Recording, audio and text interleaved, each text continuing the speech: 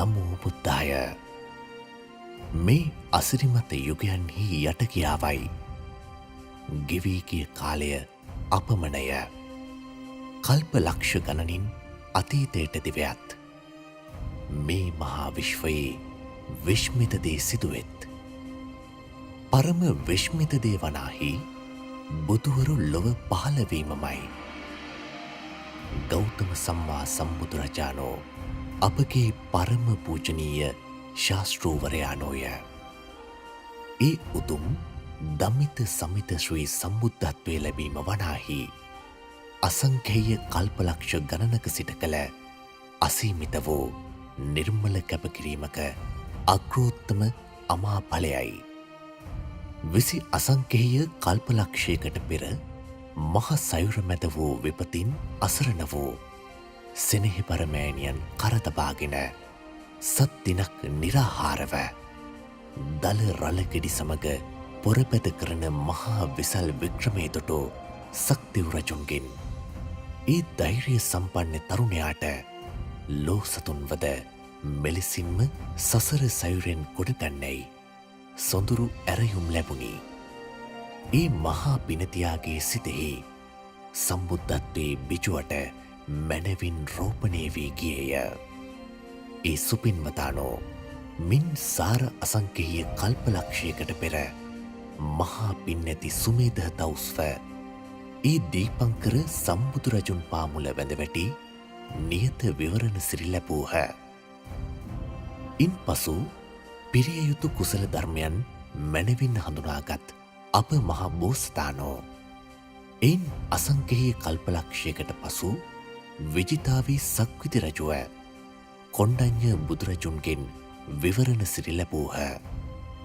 මෙසේ මේ මහා භද්‍ර කල්පයෙහි ජෝතිපාල නම් බ්‍රාහ්මණ කුමරුව කාශ්‍යප බුදුරජුන්ගෙන් නියත විවරණ සිරි ලැබීම දක්වා සූවිසි බුදුරජාණන් වහන්සේලාගේ සම්බුද්ධාශිර්වාදය ලබමින් ඒ උතුම් බුද්ධ කාරක දස පාරමී ධර්මයන් සපුරන්නට වූ අප මහා බෝසතාණන් වහන්සේගේ දන්දීම නිතර නැගෙන සයුරු රළසේය. සීල සුගන්ධය රත්සඳුන් හරසේය. නෙක්ඛම්මය පියුම් පතෙහි නොරැදෙන දියසේය. ප්‍රඥාලෝකය සරදාකාශයෙහි බබලන හිරුමඩලසේය. වීරිය බලය අනන්ත ආසසේය. ශාන්තිය නොනවතින සුළඟසේය. සත්‍යය උස් වූ මහා මේරුවසේය. අධිෂ්ඨානය මහ සුළඟිනිදු නොසැලෙන හිමවත් පව්වසේය. මෛත්‍රය සිසිල් පුන්සඳ මඩලසේය. උපේක්ෂාව නිසල මහපොළොවසේය. මෙසේ අපමණ වෙහෙසගත් අප මහා බෝසතාණෝ අවසන වෙස්සන්තර රජුව මහපොළොව කම්පා කරවමින් මහා දන්දී 30ක් වූ පාරමී ධර්මයන් පරිපූර්ණ කොට තුසිත දෙව්ලොවට නායකව සන්තුසිත නම් දෙව් රජුව උපන් සේක. මේ ඔබ ඉදිරියෙහි දිගහැරෙන්නේ විසි අසංකේය කල්පලක්ෂයක සිට දසපාරමී දම් සපුරමින් සොඳුරු ලෙස වැඩි අසිරිමත මනුෂ්‍ය රත්නය පිළිබඳ මේ මහා විශ්වයේ සිදු වූ සුවිශ්මිත වූ සත්‍ය කතා පුවතයි. දෙනුවන් දෙසවන් ඇත්තෝ පිංසිතින් ශ්‍රද්ධාව වඩත්වා.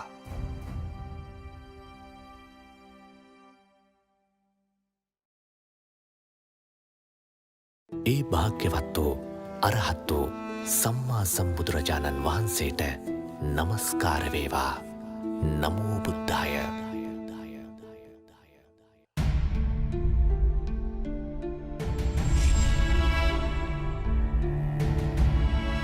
මා විසින් මෙසේ අසන ලදී. අපගේ භාග්‍යවතුන් වහන්සේගේ අසිරිමත් චරිතාපදානය.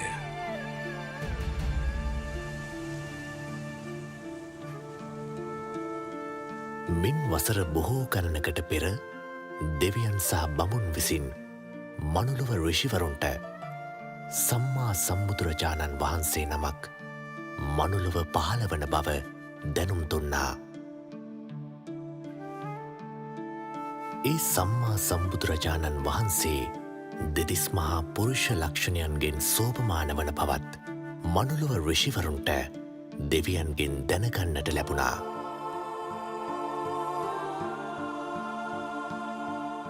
බුදු කෙනෙක් පහළවීමට ඉතාමත් ආසන්න කාලයේ මේ ආකාරයෙන් දෙව් මිනිස් ප්‍රජාව තුළ බුද්ධ කෝලාහලය ඇති වුණා.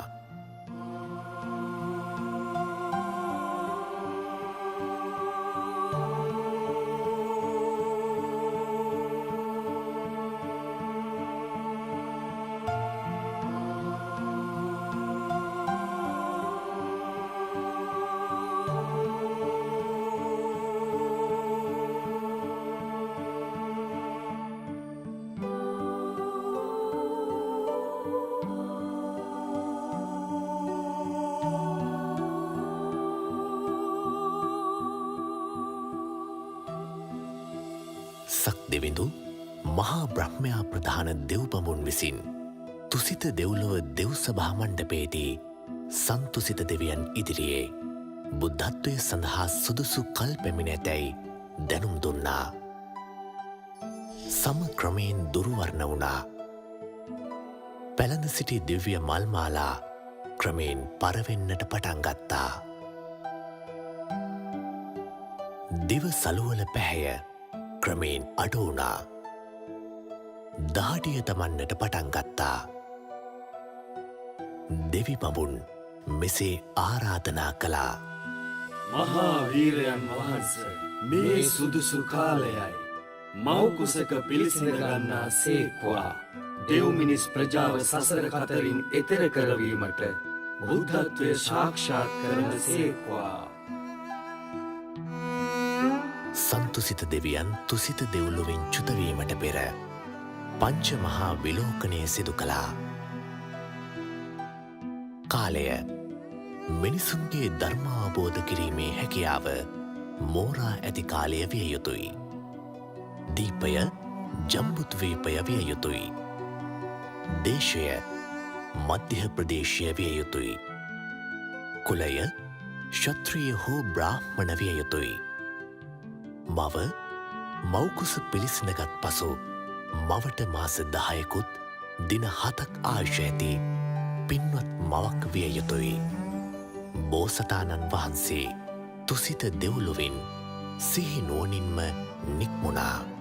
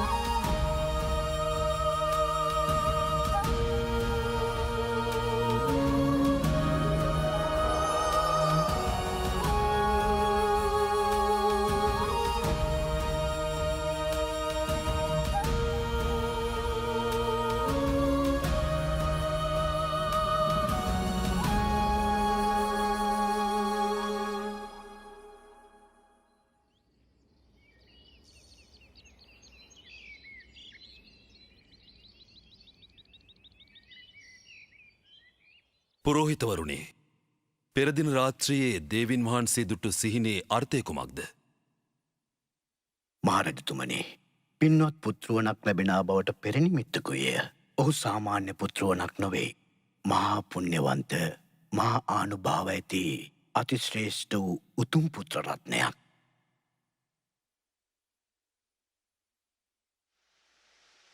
එදා හරිම සුන්දර දවසක්. එක යායට මල් පිපිලා. උදා හිරුමඩල පෙරදිගින් මෝතු වෙද්දී කුරුළු කොබෙයියන්ගේ කෝමලනාදයෙන් මුළු පරිසරයම ප්‍රබෝධමත් වුණා.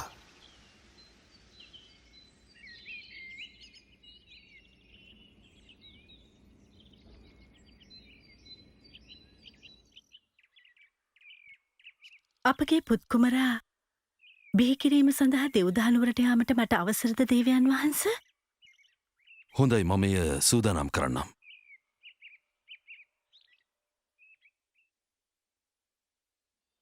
පුත්කුමරා බිහිකරනු පිණිස තමන්ගේ මෞතුමිය වාසය කළ දෙව්දානුවර කරා මායාදේවිය ගමන් නැරඹුවා.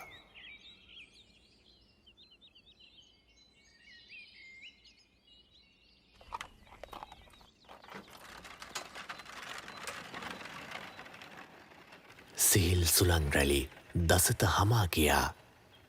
ශ්වේතවර්ණ හිරුරැස් වෙසිතුරු රටා මවමින් සිව් දෙසම ආලෝකමත් කළා. ඒ පින්බර දිනයේ වචනයෙන් කිව නොහැකි කුමක්දෝ වසිරයක් සැඟවී තිබුණා.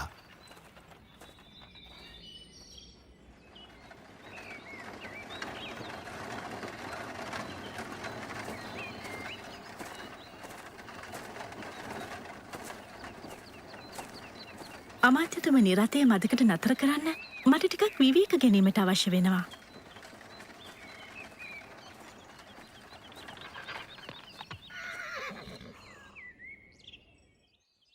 අද ලුම්බිනි සල්ලුවෙන හරිම ලස්සනයි. මේ මාගේ මිත්තනිය නමින් කරවන ලද රාජකීය උද්‍යානයක්. දේවින් වහන්ස එසේනම් සල්ලුවෙනට වැඩමකොට මදක් විවේක ගනු මැනවී.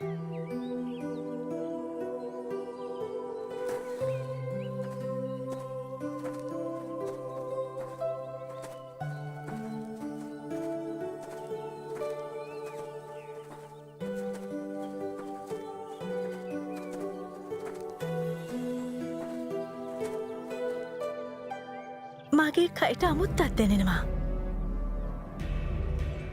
එන්න ඉක්මන් කරන්න දේවියන් වහන්සේට පුත්කුමරෙක් බිහි වෙන්න යන්න ඉක්මන් කරන්න.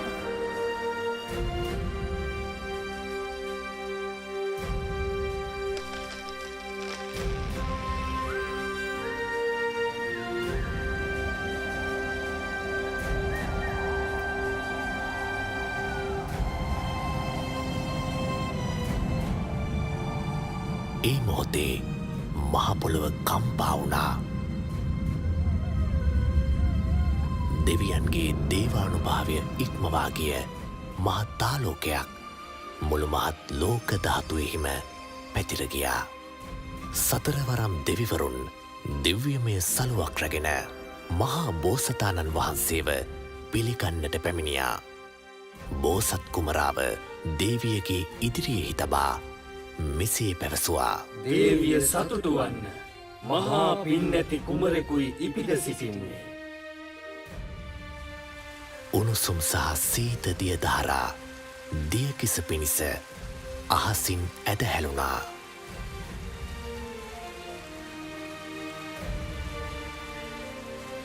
සියලු දෙනා විශ්මයට පත්කරවමින් බෝසත් කුමරා පියුම් මතින් උතුරු දෙසට සත් පියවර තබා මිහිරි හඬින් සිංහනාද කළා.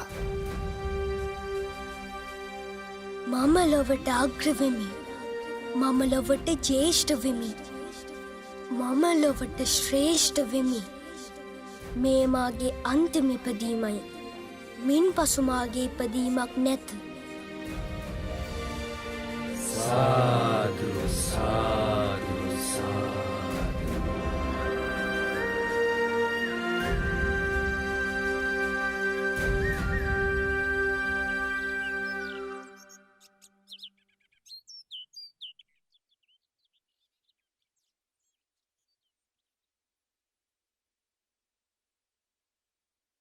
මහරජතුමනි ඔබතුමාට අසිරිමත් පුත්‍රරත්නයක් ලැබුණ කියලා මට දැනගණ්ඩ ලැබුණා. එහෙමයි පුත්කුමරකු ලැබුණ අසිතරිෂතුමනි. ඔබතුමා මාගේ ගුරුවරයා.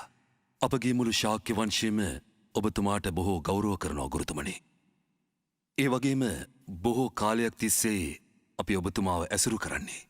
මේ සිංගිති කුමරාගේ අනාගතය ගැන සියලු තොරතුරු දැනගැනීමට මා කැමතියි. මහරජතුමනි එසේනම් ශරීර ලක්ෂණ පරීක්ෂා කරනු පිණිස කුමරුන්ව මේ මණ්ඩපයට වඩම්වන්න.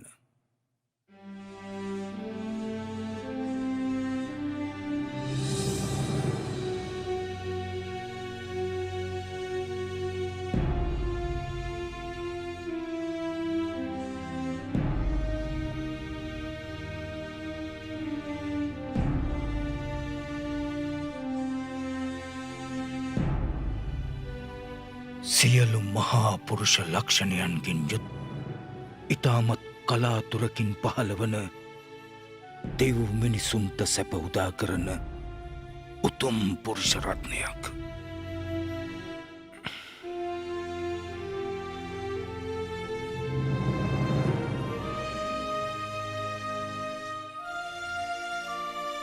අසිතරිෂතුමනි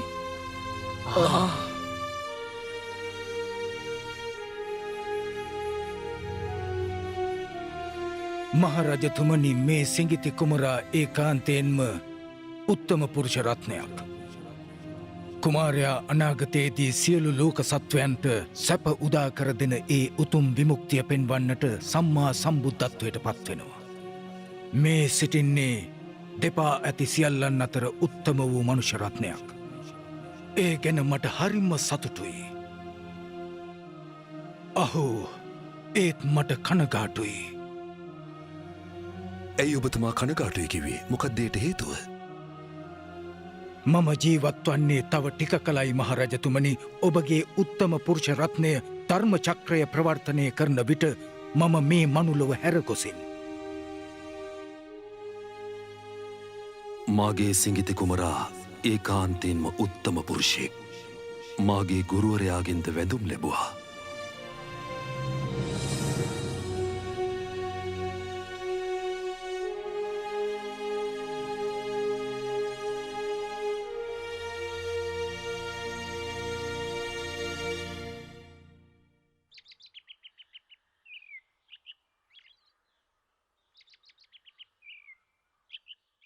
බ්‍රාහ්මණවරුනි, මාගේ කුමරාගේ අනාගතය ගැන ඔබලා දරන්නේ කුමන අදහසක්ද? ඒ වගේම කුමරාට නමක් යෝජනා කරන්න.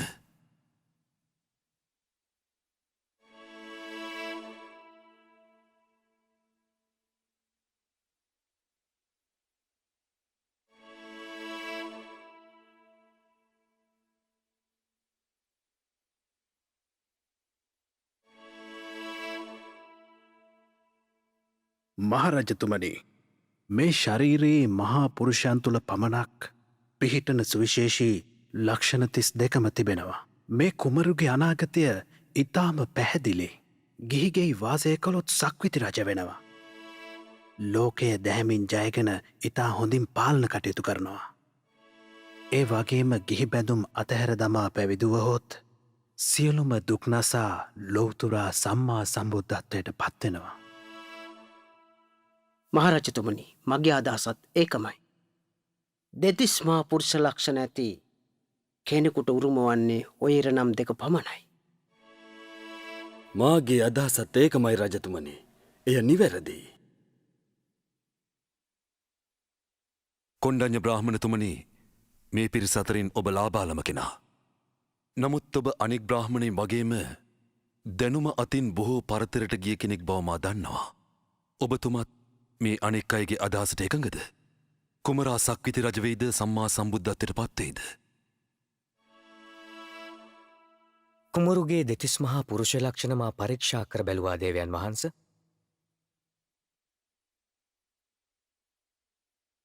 මාගේ අදහස අනුව නම් කුමාරයාට ඉරණම් දෙකක් ඇත්තේ නැහැ. ඔහු රජසප අතහැර ඒකාන්තයෙන්ම සම්මා සම්බුද්ධත්වයට පත්වන බව ස්ථීරයි මහරජතුමනි. බ්‍රාහ්මණතුමනි, ඔබ එසේ සිතනවා නම් කුමාරයා ගිහිගිය කලකිරීමට හේතුව කුමක්ද? මහරජතුමනි, කුමරාට කලකිරෙන දේ දකින්නට ලැබෙනවා. ඒ තමයි වයසට ගියාය, ලෙඩ වුණාය සහ මැරුණාය. ඒවාගේම ශ්‍රමණවරු දැක්කොත් මේවායෙන් මිදෙන මාර්ගය සොයා ඔහු ගිහිගිහින් නික්මයා හැකි.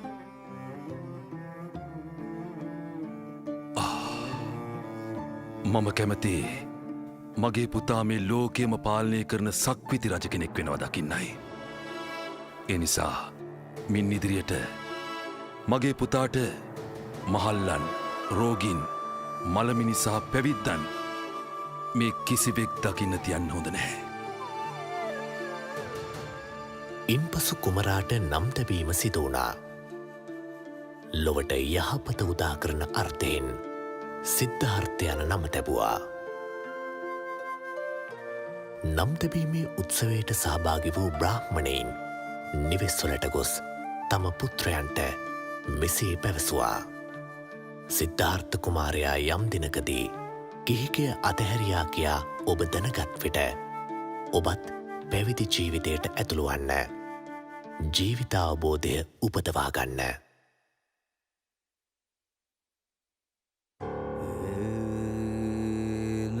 සිද්ධාර්ථ කුමරු ඉපදී දින 7කින් මහාමායා දේවිය කලුරිය කළා. එය ලෝක ධර්මතාවයක්. එතුමිය මාතෘ දිව්‍යරාජය නමින් දිව්‍යරාජයෙක්ව තුසිත දෙව්ලොව ඉපදුනා. මහාමායා දේවියගේ නැගණිය වූ ප්‍රජාපති දේවිය සිද්ධාර්ථ කුමරුන්ගේ කිරිමව් බවට පත් වුණා. පසුව සුද්ධෝදන රජතුමා මහා ප්‍රජාපති දේවිය තම අගබිසව බවට පත් කරගත්තා. ඇය තම කුසින් උපන් දරුවෙකුසේ සිද්ධාර්ථ කුමරුන්ව ඇති දැඩි කළා. එතුමිය සුදුවුන් නිරඳුන්ට දාව උපන් තම පුතු නන්ද කුමරුන්ට සහ දියණියට වඩා සිද්ධාර්ථ කුමරාට සෙනෙහස දැක්වුවා.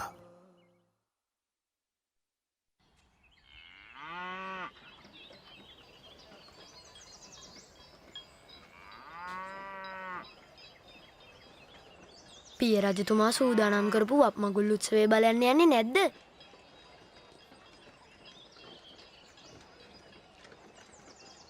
වප්මගුල් උත්සවය හරීම ලස්සනයි. ඔය දෙන්න ගිහින් ඒක බලන්න. ඒක අවසන් වුණාම ආපහු එන්න. මම මෙතෙන්ට වෙලා ඉන්නම්. මට පුළුවන් තනියම ඉන්න. බය වෙන්න එපා. එහෙනම් කුමරුනි කොහෙවත් යන්න නැතුව මෙතනටම වෙලා ඉන්න. අපි ඉක්මනට උත්සවය නරඹලා එන්නම්.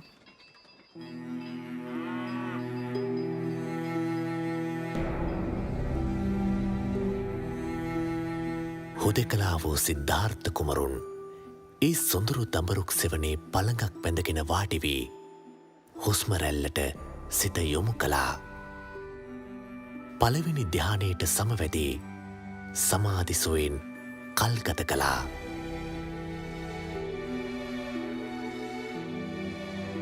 හවස් වෙද්දී හිරු රැස් අවරට බර වී ගියත් කුමරුන්ට සෙවන දුන් දඹරුක් සෙවන සෙලවුණේ නැහැ. ඒ ප්‍රාතිහාරයේ දුටු සේවකයන් රජතුමාට ඒ බව සැලකලා.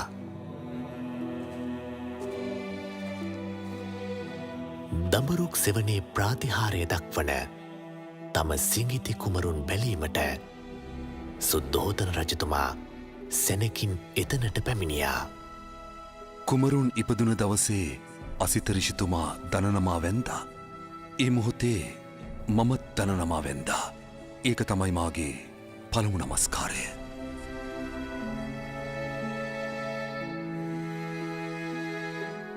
පුත් කුමරුනි, මේ මාගේ දෙවන නමස්කාරයයි.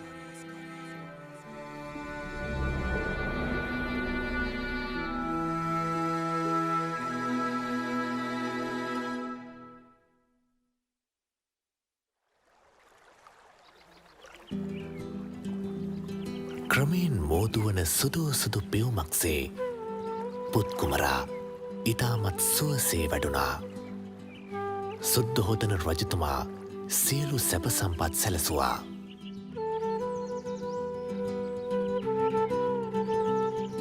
කුමරුන් සර්වමිත්‍ර ගුරුතුමා යටතේ සියලු ශිල්ප ශාස්ත්‍ර ඉගෙන ගත්තා. සර්වමිත්‍ර ගුරුතුමා දුනුශිල්ප කඩුශිල්ප ඇතුළු රජ කුමරකු විසින් ඉගෙන ගත යුතු සියලුම ශිල්පයන් ඉගැන්වුවා. තොල්සොලවා පවසන පමණින් සියලුදෑ අවබෝධ කර ගැනීමේ අසාමාන්‍ය හැකියාවක් කුමරුන් සතු වුණා. ඉතාමත් සුළු කලකින් සියලු ශිල්පයන්හි පරතරට පත්වන්නට සිද්ධාර්ථ කුමරුන්ට හැකි වුණා.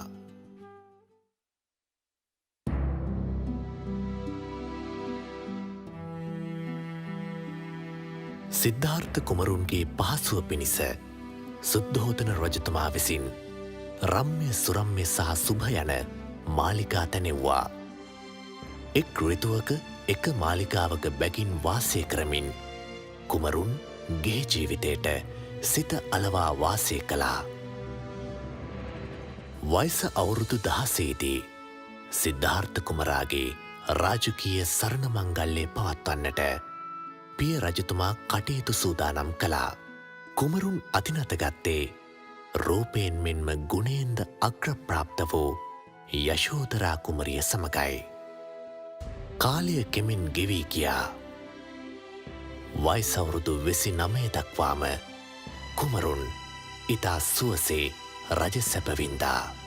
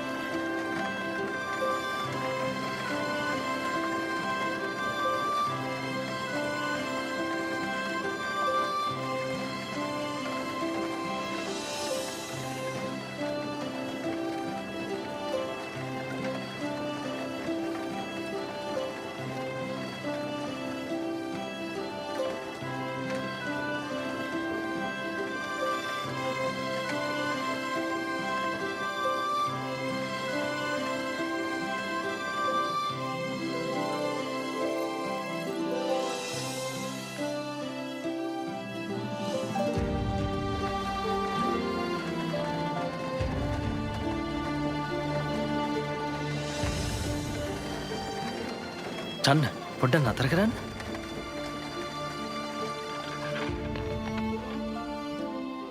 නතර කරා කුමරුනේ. අර කෙනා දිහා බලන්න. එයාගේ හමත් රැලි වැටලා. ඇවිදින්නෙත් හරිම අමාරුවෙන්. කුමරුනේ වයසට ගිය කෙනෙක්නේ. වයසට ගිය කෙනෙක්? කෙනෙක්ගේ ජීවිතේ බොහෝ කාලයක් ගෙවුනම ඔය තත්ත්වයට පත් වෙනවා. ඔය විදිහට අපි හැමෝම වයසට යනවාද? එහෙමයි කුමරුනේ.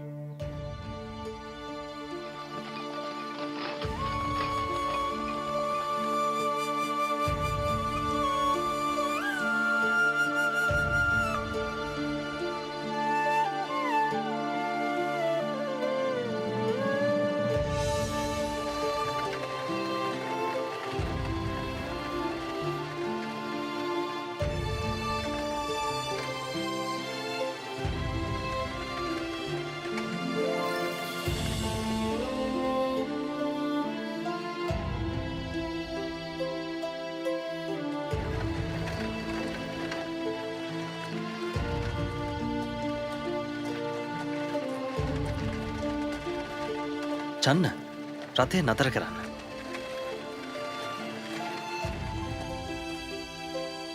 ඇයි කුමරුනේ?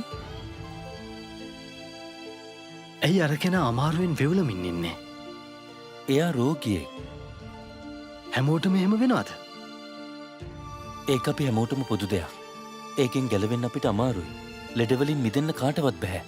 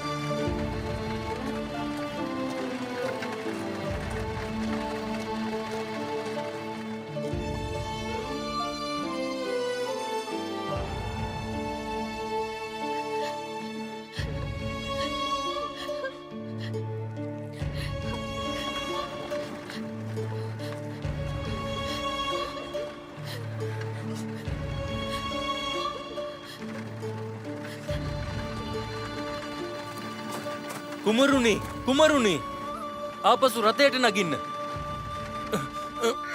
ඔතනට යන්න එපා. ඉක්මන් කරලා මෙහාට එන්න.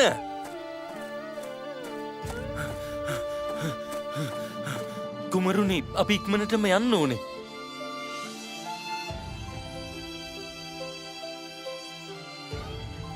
අර රෙදිකඩකින් නොතල තියෙන්නේ මිනිස්සෙක් වනේද?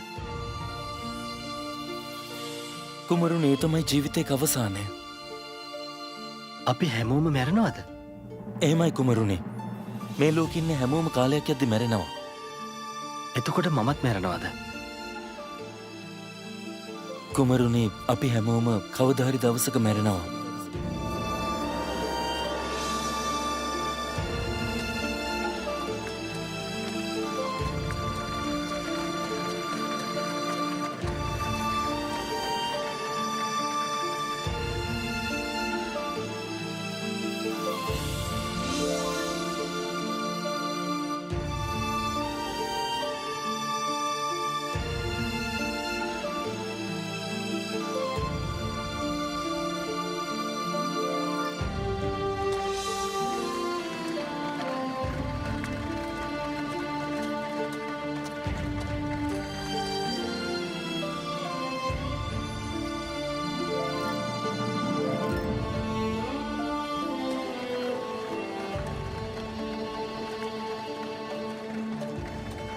ජන්න අරයිම කෙනා කවුද?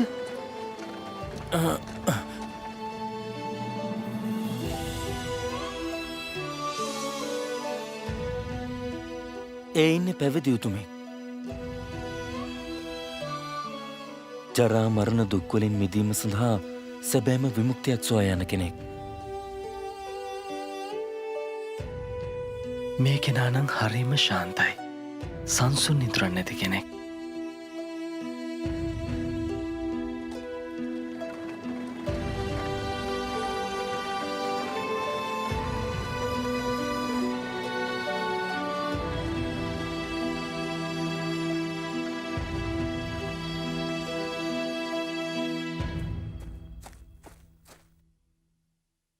කුමරුණී දේවින් වහන්සේට පුත්කොමරෙක් උපන්නා. දරු සෙනෙහස මහත් වූ බාධාවක් කියලා මට හැඟෙනවා. ගිහි බැඳුම් සිඳ දමා විමුක්තිය කරා යන මග දැන් ඇහිරෙයිද? රාහුලේ කිපදුනා. බන්ධනයක් ඇති වුණා.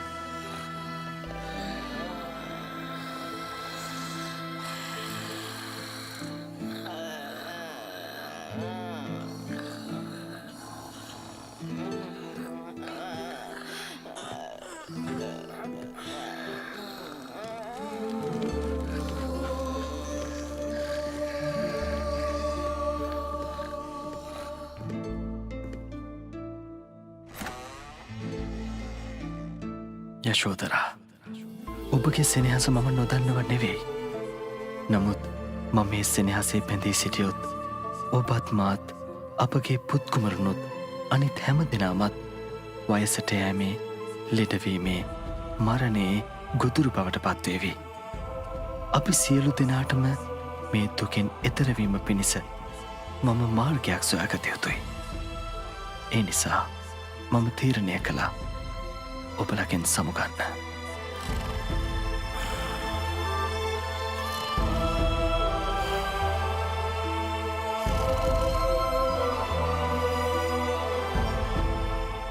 චන්න චන්න චන්න නැගිටින්න චන්න නැගිටින්න ඇයි කුමරුණේ ඉක්මං කරලා අපිට එලියට යන්න කන්දකස් සූදානම් කරන්න අපි දැන්ම පිටත් විය යුතුයි හැබැයි අපව කිසි කෙනෙක් නොදකිය යුතුයි තේරුණාද එහෙමයි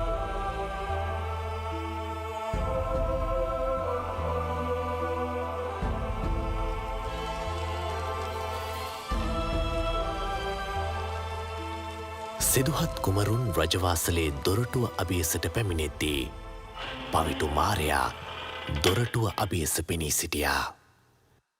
සියලු ලෝ සතුන් සසර දුකින් නිදහස් කරවීම පිණිස විමුක්තිය සොයා ගිහිගෙයින් නික්මී යන අප මහා බෝධිසත්වයාණන් වහන්සේව කෙසේ හෝ ගිහිගෙයි රැඳවීමටයි පවිටු මරු මේ උත්සාහ දරන්නේ.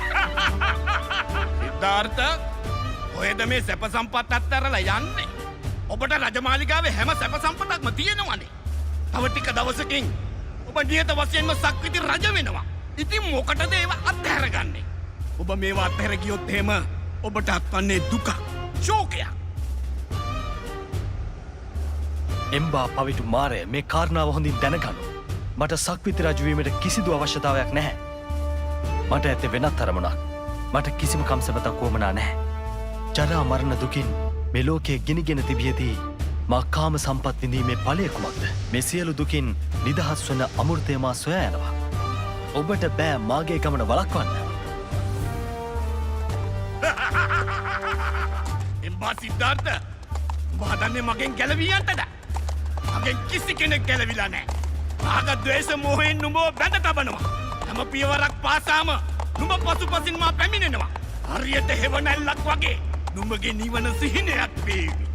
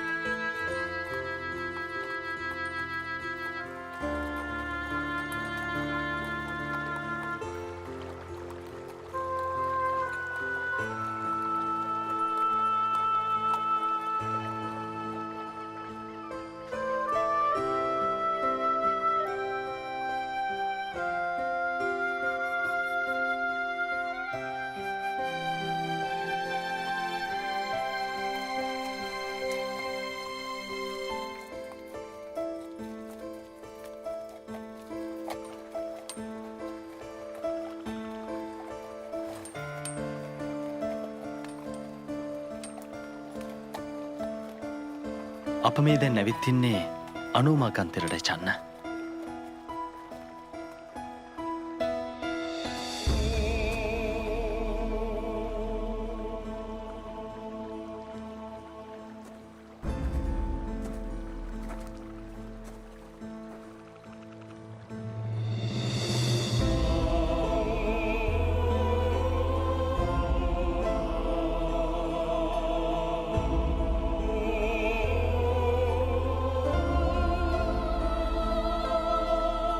මානුත්තර වූ සම්මා සම්බුද්ධත්වය ලබනවා නම් මේ හිසකෙස් අහස් කුස රැඳේවා.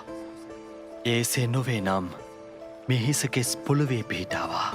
බෝසතාණන් වහන්සේගේ කේශධාතුන් වහන්සේලා යොදුනක් පමණ ඉහළ ආසේ රැඳෙද්දී සක්තිවෙදුන් මැණික් කරඬුවක් තුළට ඒ කේශධාතුන් වහන්සේලා පිළිගත්තා. ඉන් පසුව තාවතින්ස දෙව්ලොව සිළුමිණි සෑයේ තැන්පත් කොට මහත් ශ්‍රද්ධාවෙන් වන්දනාමාන කළා. බෝසතාණන් වහන්සේට පැවිදිවීමට අවශ්‍ය සිවුරු පිරිකර පූජා කරන ලද්දේ ගටීකාර බ්‍රහ්මරාජයා විසිනුයි. ගටීකාර බ්‍රහ්මරාජයා රාජකීය වස්ත්‍ර බඹලොවට ගෙන ගොස් වන්දනාමාන කිරීම පිණිස සළුමිණි සෑයේ තැන්පත් කළා.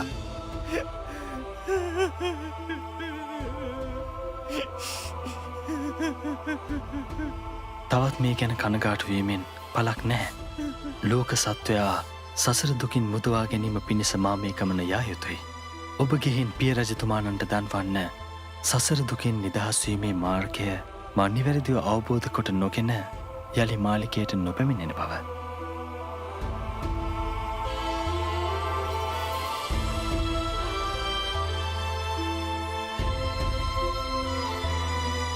මහබෝසතාණන් වහන්සේ නික්ම ගිය විට ඒ ශෝකයේ තරාගත නොහැකි වූ කන්තකසු එතනම මිය ගියා.